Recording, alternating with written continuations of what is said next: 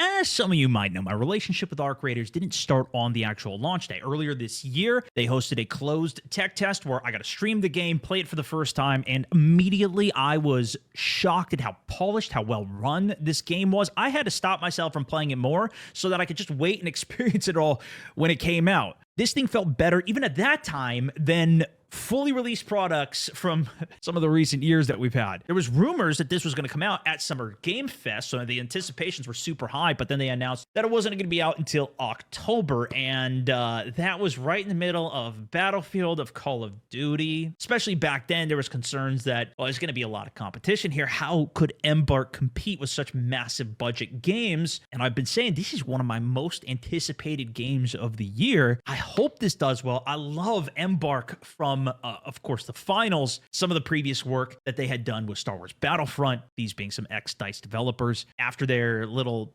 test weekend that they did where they let anybody join in, it was a very small slice of the game. I think most expectations dropped a lot from people. Maybe they didn't even spend the time. Maybe it was even you didn't even look into this game, and now you're hearing it everywhere. Maybe now just checking it out, being like, what the heck is this game? Should I try it out? I still get tons of questions of, is this game worth it? Should I try it? And I'll say, even though my expectations were high, this has exceeded my expectations. And now that release has rolled around, the game's been out for a few weeks. It is just packed full of content. They even released 2 more maps than what was originally in that tech test. One at the launch, one just came out, which was the Stella map. Besides the beauty of the maps, the sound design, the arcs, the enemy AI being as terrifying as they are, the PvP, any other human that you see being an absolute threat and menace, or maybe one of your new best friends, because the proximity chat is just so good in this game as well. It leads to so many thrills, stories, moments. It's absurd. And even the new map that they introduced is such a PvP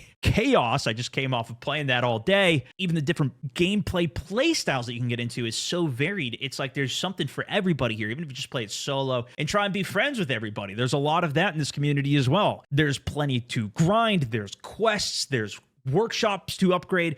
There's a whole new sense of a video game of what got me into extraction shooters so much in the first place when I played these a few years ago. This has become way more accessible with a game like this while still keeping a lot of the depth and the complexity, the difficulty in this new experience that I mentioned that I think Battle Royales introduced so many years ago. This is why I think so many games have been trying to tackle this category of extraction shooters. And so far, this has been the best one that I've seen so far, despite it even being a third person, which hasn't been my necessary preference way to play. It's insane.